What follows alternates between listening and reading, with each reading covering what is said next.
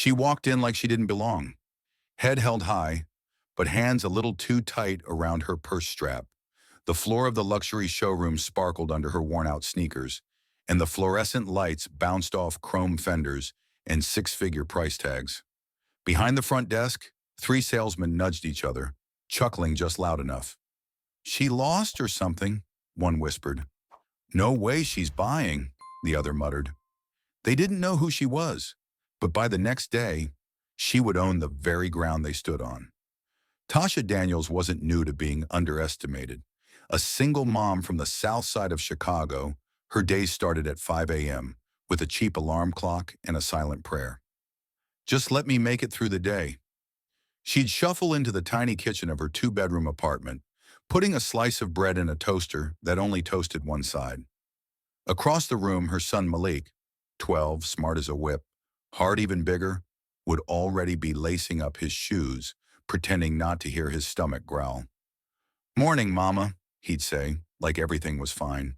Like he wasn't wearing hand-me-down jeans stitched back together with love. Like the leaky ceiling above his bed wasn't something they both ignored every night. Tasha worked two jobs, a cashier at a corner store during the day and a janitor at a corporate office after sunset.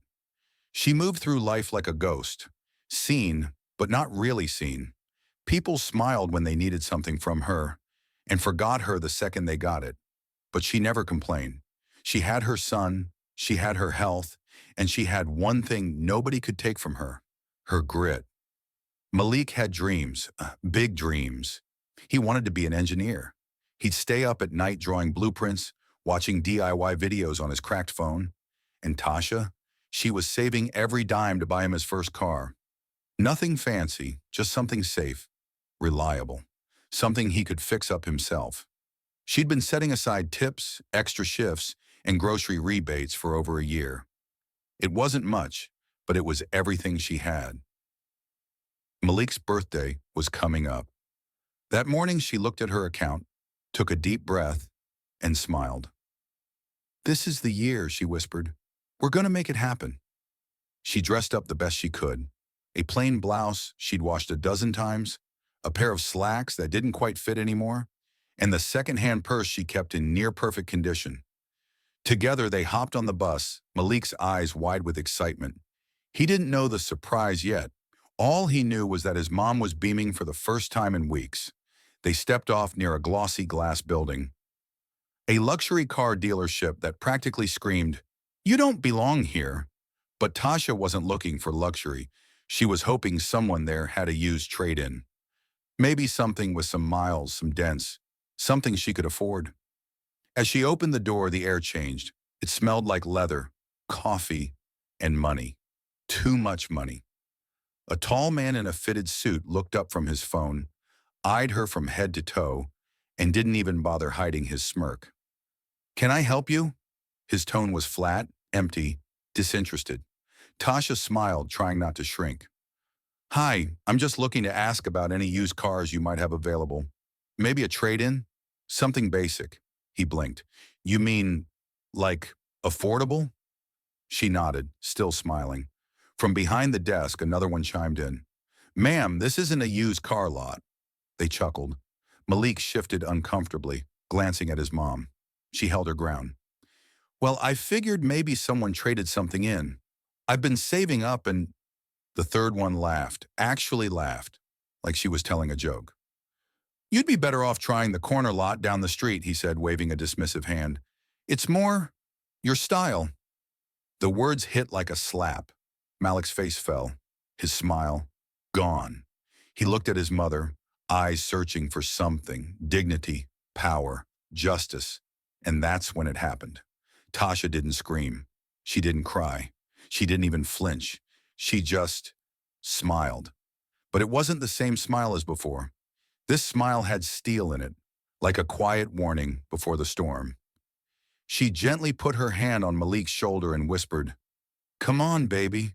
We don't shop where we're not welcome." They turned, walked out. The laughter behind them grew fainter with every step. But inside, something had shifted. Tasha wasn't angry. No, she was focused. She pulled out her phone and made a call, one she hadn't made in years. Hey, she said calmly, it's time. I need you to activate the trust. That night the apartment was silent, too silent. Even the city seemed to hold its breath. Tasha stood by the window watching cars pass below her second-story unit, her hand still resting on the phone. The light from the screen dimmed, but she hadn't moved. Malik was asleep, curled up on the couch with his shoes still on. He didn't say much after they left the dealership. Didn't need to. His silence said everything. Tasha leaned her forehead against the glass. She wasn't angry at the salesman. Not really. She was angry at herself. Angry that she let it happen.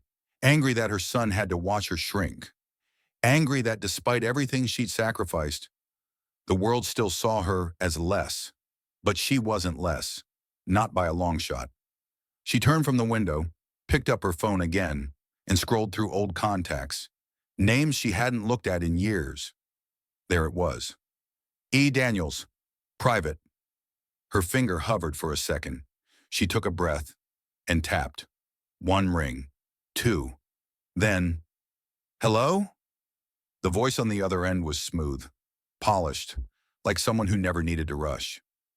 Hey, she said. Calm, almost too calm. There was a pause. Tasha? She nodded even though he couldn't see it. Yeah, it's time. Another pause, this one heavier. You sure? I'm done letting the world tell my son what we can't have. I want everything I walked away from. Every dollar, every share, every asset. You got it. Click. That was it. No arguments, no questions. Because he knew. He always knew. If Tasha Daniels ever called, she was coming to collect what was hers. Back in the day, Tasha wasn't just some smart girl from the South Side. She was the girl, the one professors remembered long after graduation, the one who wrote code in between shifts at a food truck, the one who turned a tech startup into a multi-million-dollar acquisition deal before her 30th birthday. But she disappeared from that world, walked away from Silicon Valley, from high rises and boardrooms, from the man who helped build that empire and also helped break her heart. Ethan Daniels, her ex-husband, a brilliant investor, but colder than the San Francisco fog when it came to family. Tasha had made her choice. She left with nothing but her son and her peace, until now, because peace was no longer enough. The next morning, Tasha didn't go to work, didn't pack lunch, didn't press that one good blouse. Instead, she dropped Malik off at school early and told him she had an errand. Then she sat down at the old kitchen table, where the laminate peeled off the edges, and opened her laptop. She hadn't logged into her trust account in almost 9 years. Her heart pounded as the page loaded. She typed her old credentials, praying she remembered them. Login accepted. And then, the number appeared. She stared. A long time. It didn't feel real. All those zeros. All that time. She'd walked away from it thinking she was protecting her son. But now, she realized protecting him meant claiming her power. So he'd never have to wonder if the world would give him permission to succeed. She picked up the phone again. Hi, she said. This is Tasha Daniels. I'd like to make an offer on a commercial property. Somewhere across town in that same showroom, those same salesmen were sipping coffee and cracking jokes, having already forgotten the woman they dismissed yesterday. But they didn't know. Papers were already being filed. Lawyers were already drawing up agreements. And before the end of the day, their entire world was about to shift. All because one woman decided enough was enough. The storm didn't come with thunder. It came with silence, with certainty, with purpose. Before the janitor uniforms, before the secondhand blouses and broken toasters, before the world only saw a single black mom just getting by. Tasha Daniels used to walk through marble lobbies in red-bottom heels. Not borrowed, not gifted, earned. It all started in a Stanford lecture hall, row 3, seat 5.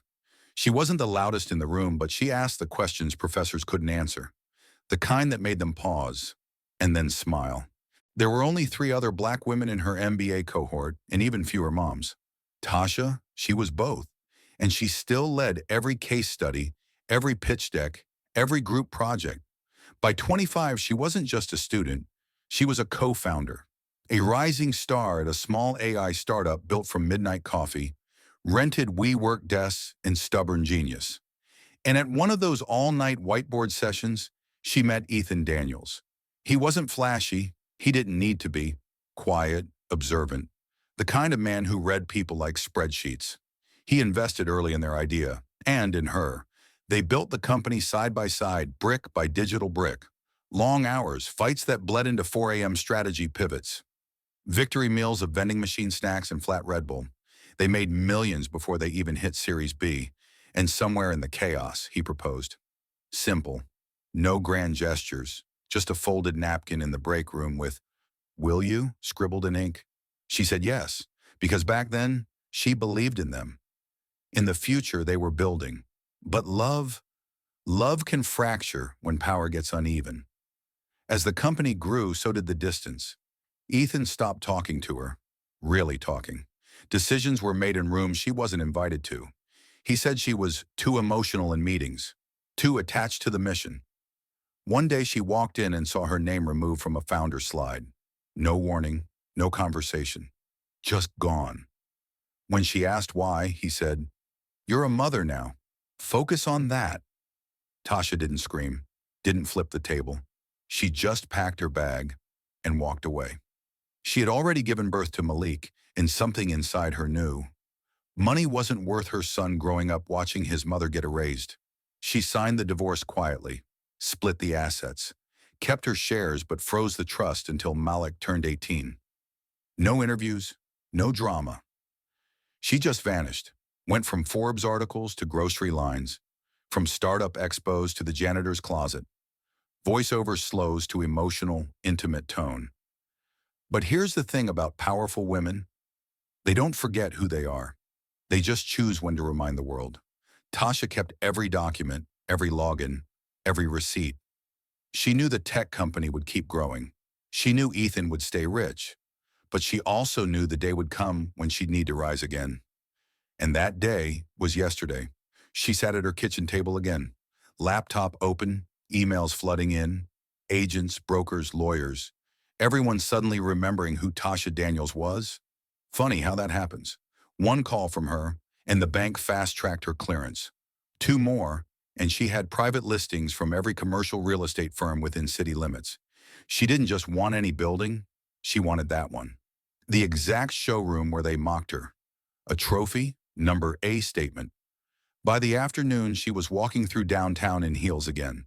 Not red-bottomed, not yet, but they clicked with purpose. She passed glass buildings, watched reflections of her new self stare back. And for the first time in years, she didn't flinch. People held doors open for her, not because she looked powerful, but because she moved like she was.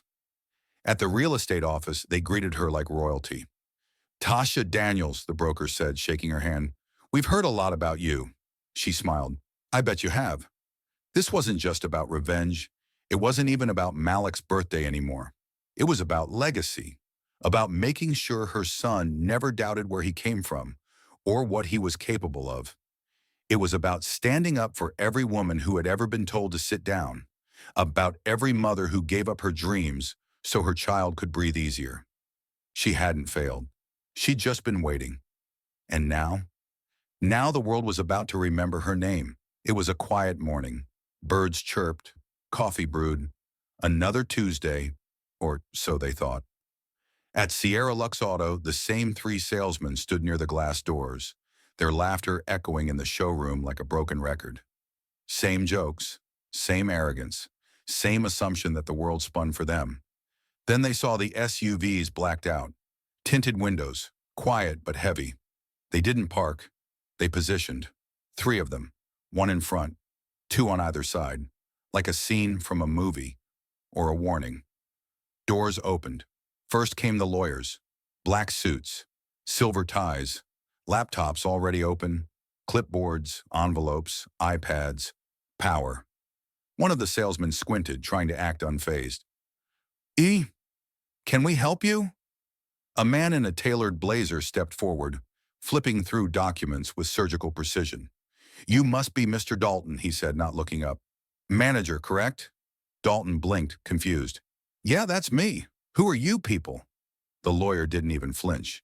Legal representatives for Ms. Tasha Daniels. He turned the clipboard and held out a pen. This building has officially changed ownership as of 9:02 this morning. You'll find the transfer of deed, business rights, and all licensing documentation enclosed here. Dalton's jaw dropped. What the? The double doors whooshed open, and that's when she walked in. Tasha Daniels, in a tailored black suit, clean lines, sharp heels, eyes colder than the marble floors beneath them. No second-hand purse today, no timid smile, just presence and silence that made grown men shrink. The receptionist stumbled to say something, but the words stuck in her throat. Tasha didn't even blink at her. She walked past, not fast, not slow, just steady, like she'd been here before, because she had, only this time. She wasn't asking questions. She was signing checks. The lawyers cleared a space at the center of the showroom. Dalton tried to argue. There's got to be some mistake. This is a dealership. It's not for sale. The lead attorney turned, calm and lethal. We made a private offer directly to the property owner. Cash, full market value. Escrow cleared in 36 hours. No liens, no contingencies. It's done. But why would she?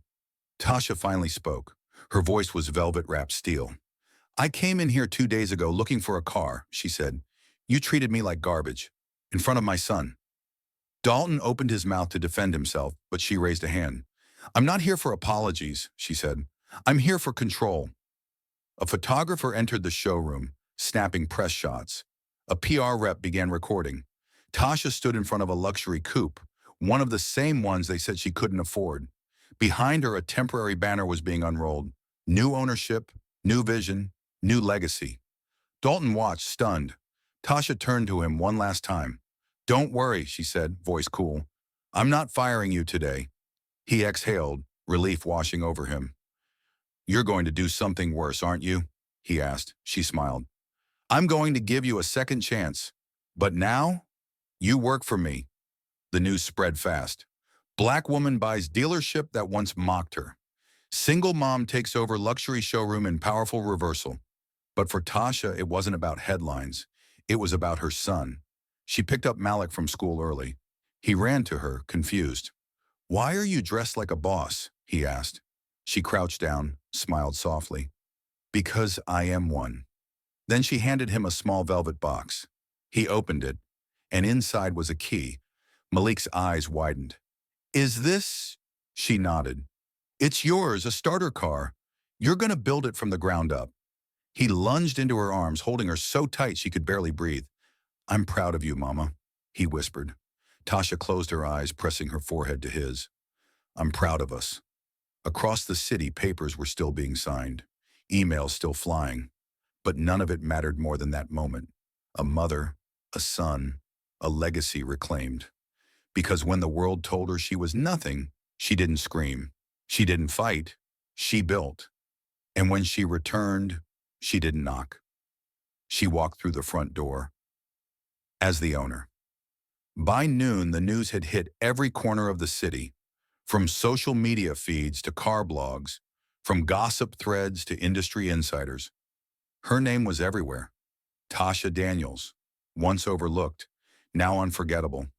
The story practically wrote itself. Single mother buys out luxury dealership where staff mocked her. Black woman reclaims power with quiet grace and corporate precision. For the first time, the showroom was actually busy, but not with customers, with curiosity, cameras, questions. A crowd slowly gathered outside, peeking through the windows like it was a museum. Inside, the mood was awkward. Dalton stood stiff near the espresso bar, the same one where he once sipped lattes and cracked jokes about customers. Now, he avoided eye contact. So did the other two salesmen, Craig and Lucas. They whispered to each other like scared schoolboys waiting for the principal. They kept glancing at the office in the back, the one that used to belong to their old boss, the one with the door now slightly ajar. Inside sat a woman they had once written off. Now she was signing performance contracts, reviewing client files, and scheduling diversity training sessions. For them. Then the door opened. Tasha stepped out, calm, composed.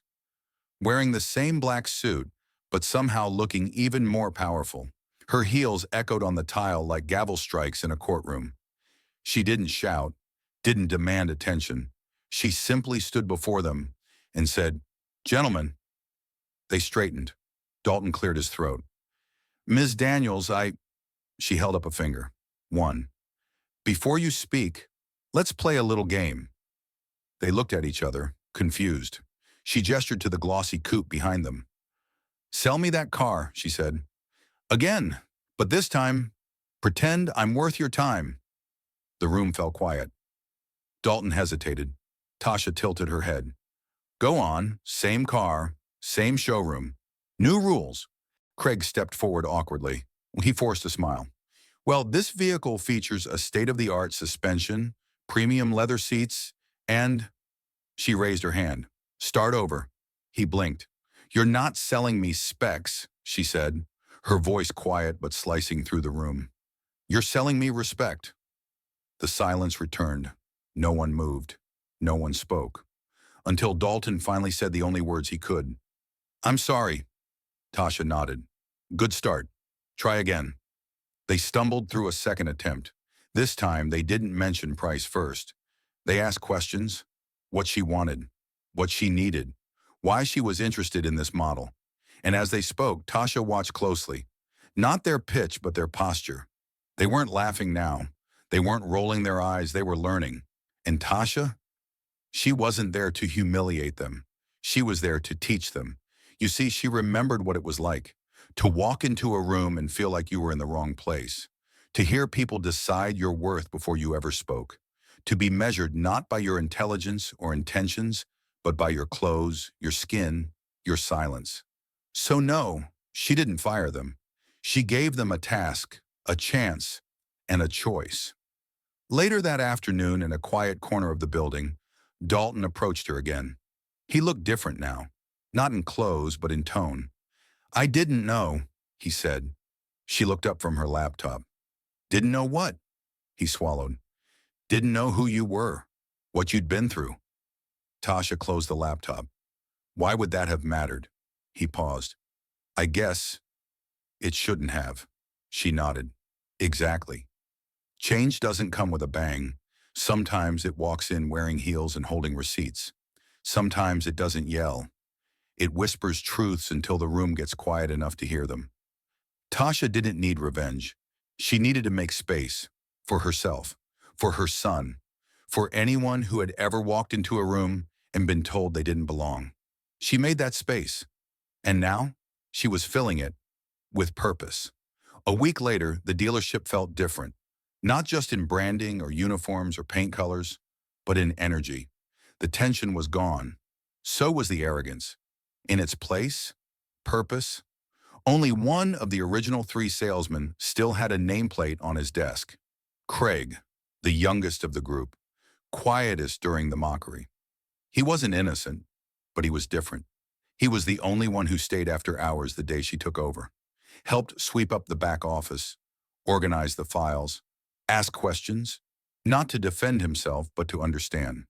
Tasha watched him closely all week, and on Friday afternoon, she called him into her office.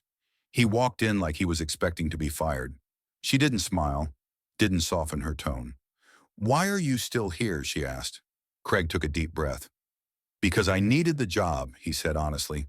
"But now, I need the lesson more." She leaned back. "Go on." He looked her in the eyes. "I grew up in this city. I thought I understood people. But the truth is, I've been blind, privileged, dismissive, and I'm not asking for a second chance just to keep my paycheck. I'm asking for it because I want to do better." She studied him, not for a second, for a full minute, then nodded slowly. "You're staying," she said. His eyes widened. "But not as a salesman." He frowned. "Then what?" She slid a new business card across the desk. Craig Henson, Community Outreach Director. The new vision for Sierra Lux Auto had nothing to do with cars. It had everything to do with access.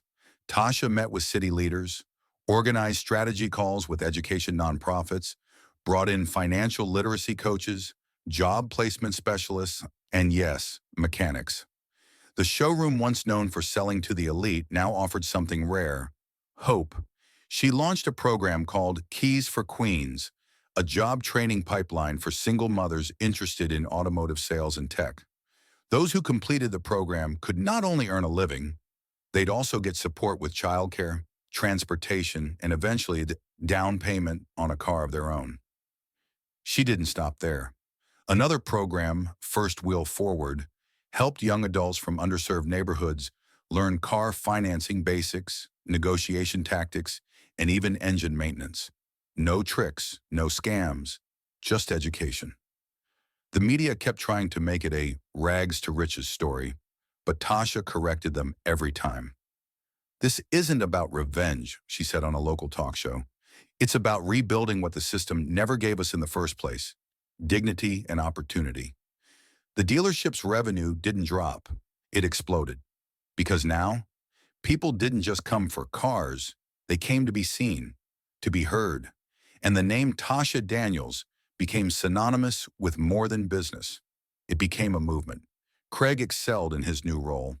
He scheduled community events, volunteered at high schools, even spoke at the same community center where Tasha once stood in the back of the room, unnoticed, holding Malik's hand. He told a story, and he never once made himself the hero.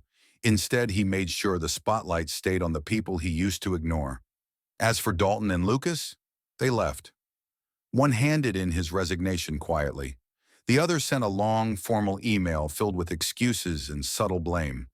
Tasha didn't reply, didn't need to, because she wasn't looking backward. She was building now. For every person who'd been told, "You can't afford this. You're not our type of customer. You're in the wrong place." This new version of Sierra Lux Auto said, "You belong here." It was never about the car. It was about the keys. Keys to doors long closed. Keys to self-worth. Keys to a future where respect isn't earned through a credit score, but through shared humanity. On the first day of the Keys for Queens program, Tasha stood outside, clipboard in hand, as a line of women wrapped around the block. Some wore business clothes. Others wore hoodies and hope, but they all carried the same fire in their eyes. And when Tasha opened the doors, she welcomed them the way she once dreamed someone would welcome her, with a smile that said, "You're not late. You're right on time." In a world that moves fast, sometimes it's the quiet victories that echo the loudest. Tasha Daniels didn't storm in with rage. She walked in with receipts. She didn't come to burn bridges. She came to build doors for those who never had keys. And somehow, that made the loudest statement of all. Society loves its categories: single mother, black woman, too loud, too poor, too much. It measures people by what they wear, where they live, how they speak. It trains us to look away from the very people we should be learning from. Because what Tasha proved is that being underestimated isn't a weakness, it's a warning. She spent years shrinking to fit into spaces that weren't built for her, silencing her brilliance, sidelining her story. But the truth is, she never lost herself. She just got tired of asking for permission to be seen. Being a single mom is a full-time job with no breaks, no benefits, and no safety net. It's waking up tired, going to bed worried, and doing it all again. Because someone little is watching, and black women, they carry the weight of history, expectations, and survival on their backs, all while being told to smile more or calm down. But Tasha didn't calm down. She leveled up, quietly, powerfully, permanently. Her story isn't just about one woman buying a building. It's about every person who's ever been laughed at, dismissed, talked over, or looked past. It's about every mother who gave up comfort so her child could sleep easier. Every woman who walked away from wealth because her peace was worth more. Every soul who heard no 1,000 times and still showed up. Tasha didn't need revenge. She just needed to remind the world who she really was. And in doing so, she reminded the rest of us too, that we are allowed to outgrow our past, that we are allowed to rewrite the ending, that grace doesn't mean weakness, and power doesn't have to be loud. Now, She's not just a business owner. She's a blueprint for every underdog, for every late bloomer, for every person who's still getting ready to shine. And if you've ever been underestimated by a boss, a system, a room full of people who thought they knew your worth, know this: your story isn't over. It's just getting started. If you've ever been underestimated, tell your story in the comments.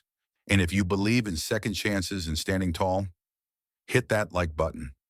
Because sometimes the quietest voices end up changing the whole damn room. And sometimes a woman walks into a car showroom in a secondhand dress and walks out owning the whole building.